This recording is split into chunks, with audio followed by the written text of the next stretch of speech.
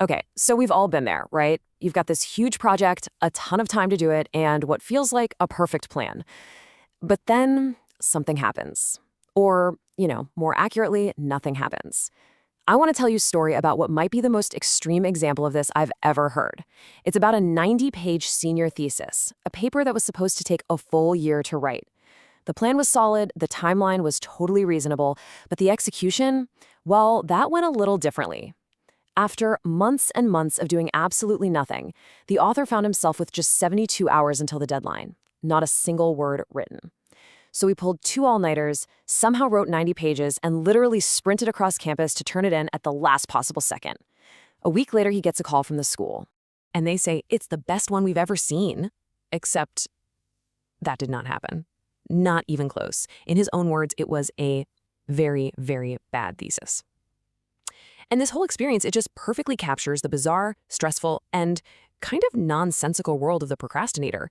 It's this crazy cycle of panic and relief that, technically works, but it always leaves you wondering, why do we do this to ourselves? To figure that out, we need to actually look inside the brain and meet the characters who are fighting for control. Because it turns out, there's a really key difference between the brain of a procrastinator and a non-procrastinator. And trust me, it's not subtle. So if we could take an MRI of a procrastinator's brain versus a non-procrastinator's, we'd see something fascinating. In the non-procrastinator's brain, you've got a rational decision maker at the wheel. Makes sense. But in the procrastinator's brain, well, you'll find someone else in there with him, the instant gratification monkey. So who are these two? Well, the rational decision maker is the part of you that gets it. It understands the future, it sees the big picture, and it wants to do what makes sense for your long-term happiness. But the monkey? Oh, the monkey has no concept of the past or the future. He lives entirely for right now, and he only cares about two things: what's easy and what's fun. So when the rational decision maker says, all right, time to get some work done, the monkey just yanks the steering wheel and says, no thanks. And once the monkey grabs that wheel, his to-do list makes absolutely zero sense for your goals. You'll suddenly find yourself doing a deep dive into 90s figure skating scandals, rechecking the fridge for snacks that definitely weren't there 10 minutes ago, and falling down a YouTube rabbit hole so deep, you start with a Nobel Prize-winning physicist, and somehow, you end up watching interviews with Justin Bieber's mom. The monkey is in charge, and work is definitely not on his agenda. This place the monkey drags you to, it actually has a name. It's called the dark playground. And it looks like a playground, right? I mean, you're doing fun, leisurely things, but you're not supposed to be there. You're supposed to be working.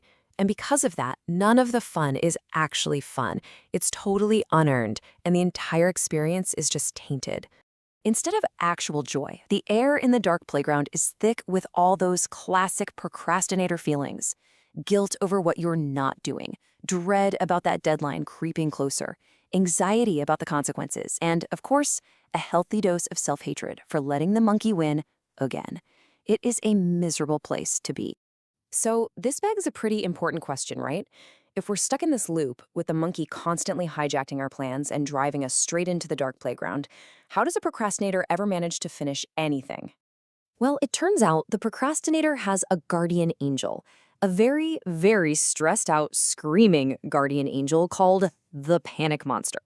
Now, the panic monster is asleep most of the time, but he wakes up when a deadline gets terrifyingly close or when there's a serious risk of public embarrassment or, a career disaster.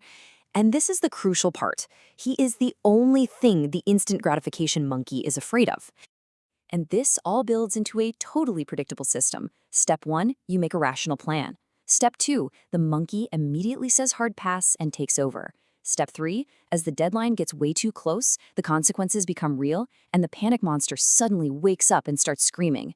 Step 4, the monkey, absolutely terrified, drops the wheel and scrambles up to nearest tree. And finally, Step 5, with the coast clear, the rational decision maker can grab the wheel and get to work. It's a messy, stressful system, but for any task with a hard deadline, it works. But this system has a huge hidden flaw. Because there isn't just one kind of procrastination, there are two. And the second kind is so much more dangerous, because the panic monster is nowhere to be found. Let's break it down. The first type has a deadline. It's short term. The panic monster shows up to save the day, and yeah, it's stressful, but things get done. But the second type, it has no deadline.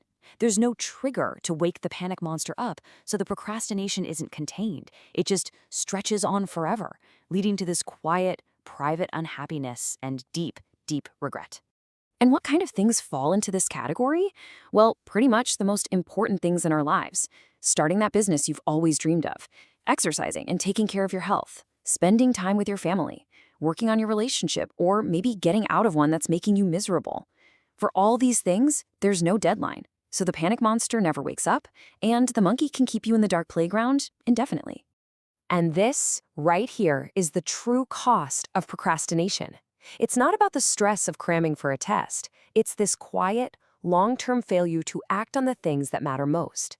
The frustration isn't that you failed to achieve your dreams. It's that you never even got to start chasing them. You become a spectator in your own life. This brings us to a really big realization. After hearing from thousands and thousands of people struggling with this, one thing became crystal clear. Non-procrastinators don't really exist.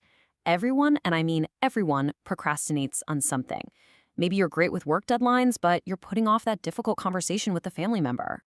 The monkey's sneakiest trick is when there are no deadlines. That's his territory. That's where he can quietly ruin lives. Not with some big explosion, but with an endless series of tomorrows. We just have to be aware of where he's doing the most damage in our own lives. To really put this all in perspective, take a look at this. It's a life calendar. Every single one of these little boxes represents 1 week in a 90-year life. When you see it all laid out like this, you realize it's not an infinite scroll. It's finite. That's the number, 4,680 weeks in a 90-year life. And for most of us, a bunch of those boxes are already filled in. Now, this isn't meant to be morbid, not at all. It's meant to be a wake-up call. It's a visual reminder that the time we have for someday is actually limited. So we have to stay conscious of that monkey, especially in the areas of our lives where there are no deadlines. We all have something important we're putting off, something the panic monster will never, ever force us to do. Which really leaves only one question for all of us. What are you really waiting for?